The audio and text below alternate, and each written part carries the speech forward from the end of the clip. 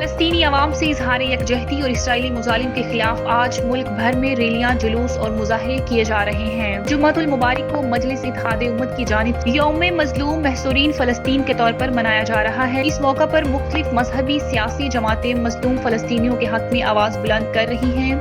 मजलिस इत्तेहाद उम्मत के ज़ेर एहतमाम कौमी फलस्तीनी कॉन्फ्रेंस के इलामी में मुतालबा किया गया, जब तक गैर मशरूत जंगबंदी नहीं हो जाती, इसराइल के साथ ताल्लुकात कायम करने वाले ममालिक से सफारती रवाबत खत्म किए जाएं। कॉन्फ्रेंस के शुरका ने अक़वाम मुत्तहिदा की सलामती कौंसिल से फौरी इजलास बुलाने का भी मुतालबा किया है, ताकि फलस्तीनियों पर होने वाले मुजालिम को रोका जा सके। जमीयत उलमा इस्लाम ने भी ऐलान किया है कि आज तमाम ज़िली हेडक्वार्टर्स में नमाज जुम्मा के बाद इसराइली बर्बरियत के खिलाफ भरपूर एहतजाज किया जाएगा। कारकुन हर जिले में मुजाहरे करेंगे ताकि आलमी बरादरी को फलस्तीनी अवाम की तकलीफ और उम्मत मुस्लिमा के जज्बात से आगाह किया जा सके। इसी तरह जमात इस्लामी ने भी आज मुल्क की सतह पर फलस्तीनियों से इजहार यकजहती के लिए एहतजाज मार्च का ऐलान किया है।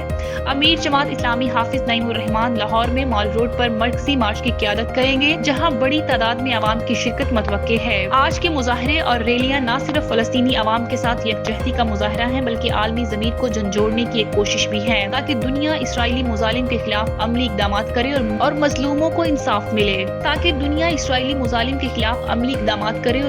को इंसाफ मिले।